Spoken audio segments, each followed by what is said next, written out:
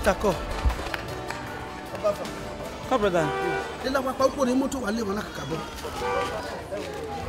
Stako we aje. Oh, yes, no problem. Problem lo pa do. Sister, mana wa me. Me waje. Mo wanya everything. Go. Hi. Ibere wa kan ade. Why wa kan ade ni? Odi na we remi. Na wa rewe. Obeni wa berewe. Iko na wata ma we. Go kwa iwe. Ina wo ko ni ha mari. Me we ta. We ho a. Ni only time ma we. Odi me ka ma we ni like we ni di we ze wo ko. No ka kini mari. Ni di we da. Eteme ya wa kama we o se ni ya di. No matter san. So ndori na do like we. Na we ni time ma we like we. La no ko yo ni ma me na. Iki wa serious kan mari e ti kan friend. Egbe ran we sha. Egbe wa me de wa de okay gidigba. Kakabo. No go to where? After 2. Make the run away. Kakabo after 2. Oh, then egbe oko e. Ere gba na me ne wa kana. O ke no office nwina.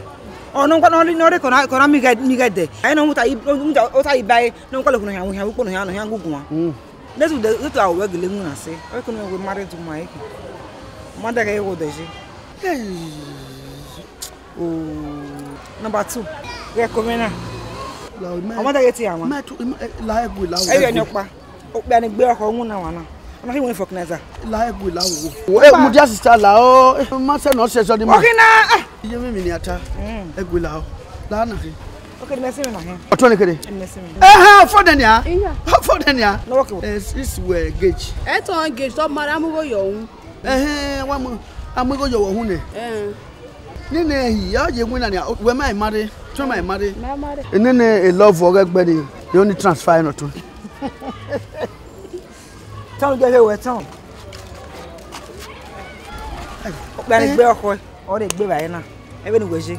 E gbe bayi ni doctor we ni aye ni mi na to. E wa na hin. Gbe bayi wa to kiri.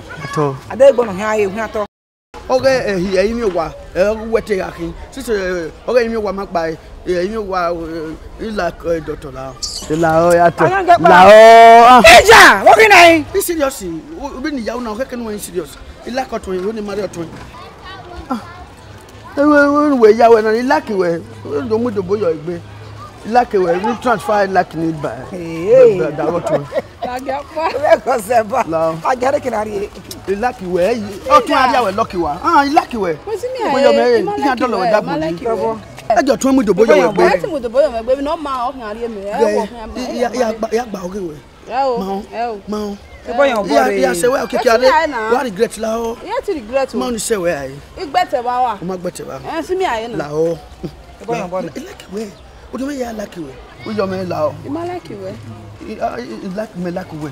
So boy na. If me wọ́n mú jà nínú àwọn ọ̀nà mi mi ọ̀pẹ́ ní kẹgbà ló kọ́ yìí mi. nígbà ìgbẹ́ pẹ́rẹ́. o sì gbọ́ mi. ilé àmú mi yàrá. yà á ti àmú yàrá igi àdìo kò ìlàkọ̀tún bò á ẹ̀dọ̀ bí dòbò yà gbégbé ìlàkọ̀tún wẹ̀ má rẹ̀ ní ojú màmá rẹ̀ sẹ́fẹ̀ yà ẹ̀bọ̀ ìlàkọ̀tún ẹ̀ mọ̀ ẹ̀ bọ̀tọ̀ ìlàkọ̀tún o sì gbọ́ dìde ìlàkọ̀tún àwà wà igi àdìo kò o sì gbọ́ dìde.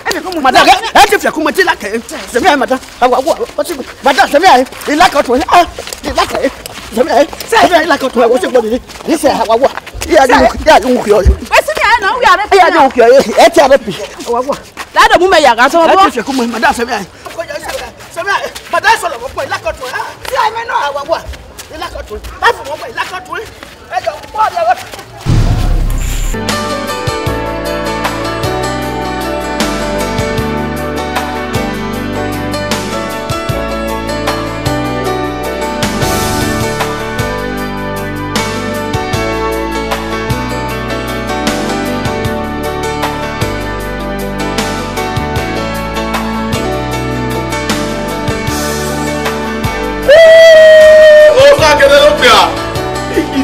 Ọ̀dọ̀ ìmínú alábì. Àmì náà kẹ́ wàá sẹ́yìn. Ẹ bàbá wo sí. Yọ̀wà ló kàn kẹ́ ọ̀tẹ́rẹ́. Àpòmọ́sá. Wúyà tẹ̀lé ibà. Bọ́ọ̀tì ẹ̀ ti àfi ìwà ẹ̀ di. Ẹ wò ẹ̀ tó. Òkè àwọn náà ló fi yẹ wẹ̀. Ẹ wò ẹ̀ wò. Ó lè nù kí lè ẹ̀ mọ́ wà ní wàrí ta ni. Àtàyọ́. Àrígbó mẹ́gbọ̀n Atana. Uzie gbe mi. Ọ̀tẹ̀rọ̀. Ti gbe ni. Wo nya kan na we igba we yin wa je o. Ẹ ó ní mere ba. Awo yo si fo gbọ́ gbegbe wa. Lo ma. No gana. O gbegbe ojo. Iji mi wu. Wọ́n ọ̀gbẹ́ kèrè náà rè é ọ̀dẹ̀rẹ̀. Ẹ wá ta. Papa mo fẹ́. Pe ma ri aka e. Agẹ́kọ̀ọ́ tí ó yẹ náà pọ̀. Wọ́n ní ayé kẹ́rà. No wona lebo. Wọ́n ní lebo. Wọ́n ní rè. Wọ́n fẹ́ gbìyànjú yásùkọ́ kan gbé. Kaka bo. Ìpẹ́ di yẹn wà náà. Eh ni kere. Wọ́n ní gàdí rẹ̀ ààrẹ wà náà yẹn yẹn ọ̀nù. Ọmọ era meje. Ẹni máa rẹ̀. Oso Ẹni àgbẹ̀. muda. O we o ni. Wọ́n má dé bá. Me ma ti we. O ta me na kan we lo won me na re. Do bi me am ya ni e kere no. O ti we la pobo. Wọ́n ní bọ̀bọ̀ yìí. Wọ́n ní bọ̀bọ̀ yìí. We ma pe ma me we. Ẹ wọ́n dàbí mu. Ẹ̀gbọ́n wíwá ó nàyìn. Igwa lo meti o keke ni meti wo ke fia. Wọ́n máa ẹ̀gbọ́n wà ẹ̀ mà. Ìmẹ̀ ló wà wẹ̀ bọ̀bọ̀. Wẹ̀ má sún ìwà ẹ̀ nàyìn. Ẹ̀ náà sún ìwà nàyìn. Wo fia se ma. Ẹ wò wọ́n pìyàn. De we afu we. Wọ́n pìyàn. Nà ẹgbẹ́ ngbàwọ́ ni. De to de. Ẹ wò. Do yo pa na me nu pa gbe. Ìwẹ́ sí. Ó wà mà. Wọ́n náà. Àwọn ìyàwó ẹ̀. Ya ta me. Wọ́n àtọ̀. E do pa ni yi wa ya me. Ọlá fún mi kọ́ à. E wo gina. Ìwà ìlànà ya gbọ́n kan ni. Yo bo hin o ma we dio. Ma we dio. Di oni kan. Di ba ni me. Di ba.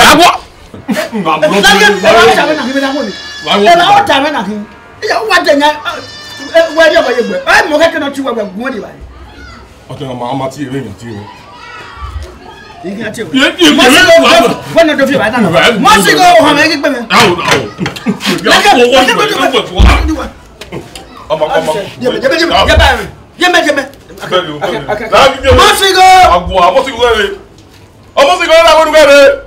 Salo bola ho. Aka. Mo bi me. Tenen fi gai. Honest guy, who want me money we? Nene, who da we na fi mi jo we. Oko, me ma fi o pa. Lakian. Aka. O de e gwa lo se. Where so women? Where do you have women? E de wa we. Where so women? Oko de ru de ba e na ri ma. E de we. E be da ma. Ba ru di me we na fi kun na ya de ba e. O ga mu da wona fi. E ri mu na. Di eni me hi bo bo akia wa e. Ah, no, no. Maybe not. Akia bi no akia. Ah, wa. Ya, so we adukun. Bi ko me ya adukun. Pe ko se ba. Ya de. Maybe gbera. Wọ́n pe kọ́lá gẹ́gẹ́ ga mẹ́gẹ́. Gẹ́gẹ́ gbọ́ wọ́n rẹ̀. Ẹ kọ́ mi dán. Akia. Pe ko na fi ba. Ẹ bẹ̀ náà hìyà. Pe ko na fi ba. Ewu ẹ̀rọ.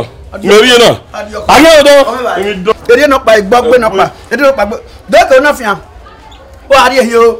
Oye kere katapila na jale gota. Igba bado wa fi abo ofo. Ayé mi náà ayé rí náà. Ori e ba fo. Ni o salopo a. Igbo gbe no pa. Eno pa o ari oko. O mo le ba fi am e. Wa no mo ko wa. Awu ne ni e. E me ko na fi enu kun je ko ni mo je ma. O wa han meme wo ude nu ri oko ri wa pon. Sasa la we gbe. Mo sa ba ma ko ya ye me wo. O me ba yi. Ọmọ ṣe kọ́nà ìyàdó ogún ẹ̀kùn ni àwọ̀ ẹ̀ ìfipẹ́kẹ́jú ẹ̀ pẹ̀lú bẹ́ẹ̀ òun dání de òun lọ́bàrà máa kọ́ yíyẹ kẹ́ púlù làwà ń dá òun dànù ó púlù làwà ókè ọmọ manova nfìyẹ bàá ibùdó mẹ́tẹ̀ amúpàbọ̀dé bẹ́ẹ̀ yọ di ẹ̀ kú lọ yìí. ẹ bá lọ́tẹ́mẹ́ o bàbá iná bọ̀ tẹ́lẹ̀ náà jẹ́ náà kì í jẹ́ ọmọ Domo. Oyo. Osa isake gwale gbe.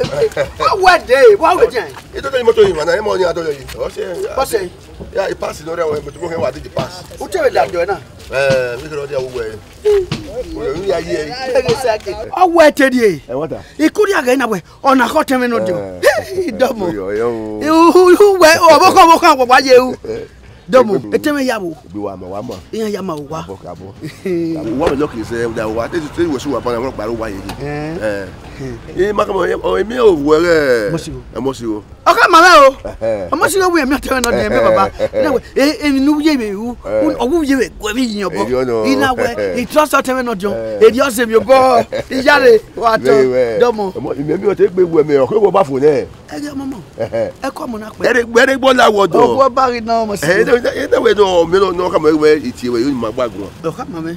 o teme la ho ni yo mo so ya pasu we oru pisene ku kwa kere ya temo we du we ri oku o mo so la o boto ye banya wa aye do ale tonu e we ke ki ye to bo ya le ba ya ha o ke ko ba ne ibe o we brother eru wa ta o ka wuri were ni oku ni a igati ti gba okoto igati ehiana oyiyo ni bun ni ho ni te mu ma won iyo igibo mo won kan iyo unu de ban okala wodo ban igada ya iyo o pa o tin mani ke ya wa ma re gbe wa re ma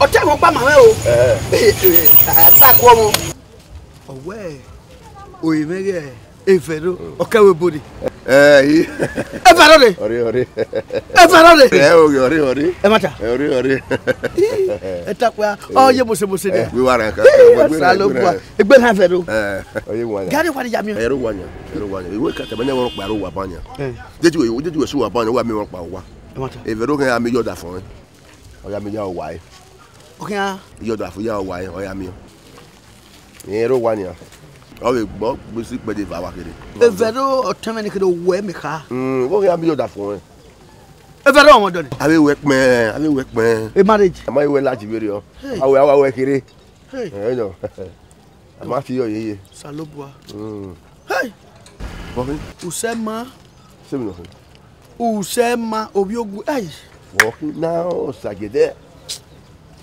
brother wo wasi mo bi ogu we uwe ta we pin just small efero omo do e mo mi go jo hun awe we pin e marriage wa ma lize na we pin mo we koki mo de bie iri bie gwa maga awe ni we pin ma we lati bere oye pin una fi epo hai sabo ari awe o si gen si me di gen yi ki obi ogwe mo ki an fese ten ya fe obi ogwe yin mo do me obi la bi ju e o tun ne kede me wa gbe aguma ko so po wa we forget ma they not forget wa we pin wa mari ba be mari di ade ba they no pin imeyi wa we skip imeyi akama we la regu ama mi go jo hun wait on o ya I know we wo je lu kan yan be se be ya na le wo yan je no yan be otim ai obi ogwe ma otim ne kede ni omo do weta ma me mama kian bo wa no vio ka o pore na ya fio are iwo ro paro wa e driver ke ku me wa ke won ro paro wa ni otun ne kede ki ya le lo le kedu me eri o ya de papers ya de mi no re moto we wa de no ya ya le lo jo ke ku pio nu ke ya we do le ati ma do le me ape we me ale lo wa yo mechanic agbo ma ba e ke wo di moto wo do moto e iwe eri o wa me no ni go me ya do ba we kwa ni go me ona we we gwa lo si ona o mo me ki na tasi ni go na abiru no ba omuri do asawo mo mo peseti o mo juli mo juli ti wa owe dade o te yan we eri owo o ku ka kiri go ni wo ri me bo ya kegbe ni go no ona wa we me me ro iwo go wa we di wo go de na malake we ri ne go yo wa lo pa yo wa inu mo ni me ni ko ri go me na ku nu we ado na me yo mo so na pa so a ku 5 years na pa na mo ma ti ri owo o atalo na ri go me otun ne kere yikin o ti me o wa da me nu egba un sari munu ya ye sapon ba irewe gunu e igo no wa $1 we pounds o ya ya re iye bi go we mo pa o bi ju e wa da o we are konia iwe ya te pass yi moto no o ri e wa ya de vi o me yi moto da hin wo na wa me ya o ma se titi iwe ya te paper da mi iri bai mi obi na bi je sagen e ma e we e de mo ya me ile yi to de ori ogun ya de mi wo yo yi we ji bai vieva bai brother wo ya iwe le wa da me se gba ya ro bo mo ro do gbe aki wa we ya do e ko ha me no bo ya mo da ko e ma te ma bobo iri go na wo ma so vieva bai o temo ki iwe iro o ma ke o driver ke ku ya le ya e ki moto wa go o ya gwa driver ke ku me babo ke do wa le la moto ma ikoyo igo meru wa de me ni mo pa digo no hin meru ni pa de me digo ni digo wenu ni digo wenu ni digo wenu iwe uri me o ka we digo wenu me ko la moto de me mi ari ayi ban we o ka we we fi oni me a we fi oni me a to aka we bo ma pa wa le po we bo ki e ku da me wa ki enu yo we fo we driver e mo mari o ge fo eri we baba madan go wa kewu obi yo pa kan me umogun me bi go we anya gbon le yan broda e won sa e ogijo we ke ku me we be yin re o ya ri asigo we o tebe no yin iyen mi no wu we aragbe broda igo ma gbori me e kí no do le we o do wu o bo e o ya ri asigo e kí na ma gbe e o do le baba no kí o we nínú kwa mele lugwari e kí ge marriage ko gi biagwa kí ze ka nyono ro ke ge nya igi afi ya kí abokwa kí awun o ko so lo pa ya so kwa kí awun wa atu ane ni moto kí igo ya fe ja so fi gbo keke wewe ti kí afi ya otu amu egbe otu ebi go we e ra ebo iwe ma ebo e ke ya wu lónìí a o ti go wa ji me we o dogu kí awun e wo pa le bo na salopwa igo e fa kan fi e wo bo me nu we se kí awun